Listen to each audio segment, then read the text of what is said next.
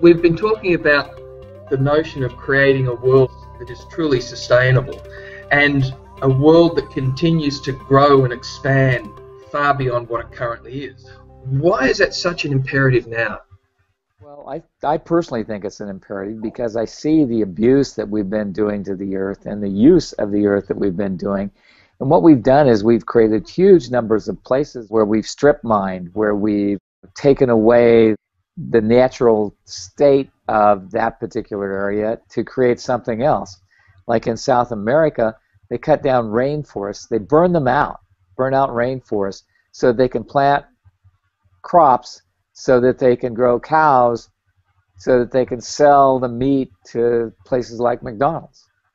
Okay, but none of it is sustainable because all of it wears out. It wears out in like 5 years max, because it doesn't have the underlying structure of something that supports that kind of planting. And we need to be more aware of what it's going to create. If we're really going to create a sustainable planet, you can't just burn down a forest to get 5 years of profit. 5 years of profit is not enough. We need to have a more sustainable reality that creates something greater than what we currently have or what we think we can have.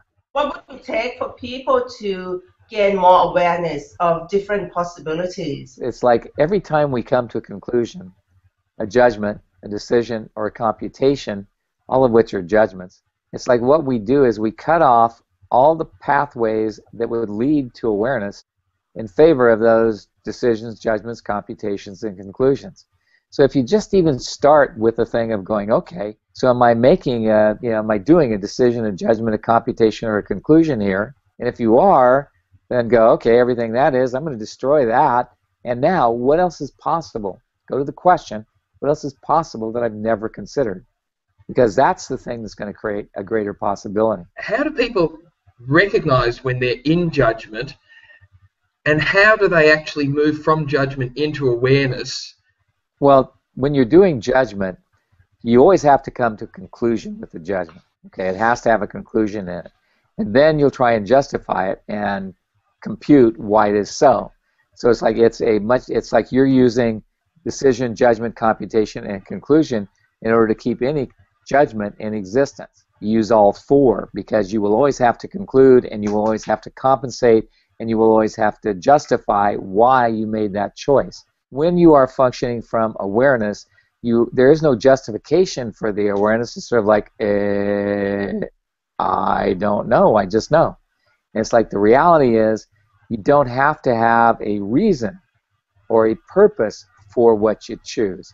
When you have reason or purpose or justification for anything, you're doing judgment. You know, it's like if you see a beautiful woman and you say, oh my God, she's beautiful.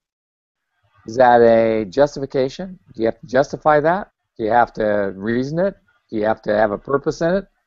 No, you can just look at it and see, beautiful. Same thing with a flower. Red flower. Ooh, red flower. No reason, no justification, no purpose involved. It's just the place where you're able to see, oh, this is what it is. Now what? Now, if we translate that into the business sector and into organizations or our own personal business, and if we're willing to be able to see things from awareness and function from that awareness rather than judgment, it gives a slightly different view of what we mean by benevolent capitalism then, because it takes out all of the judgment and just say, what do we need to be aware of to create this sustainable future?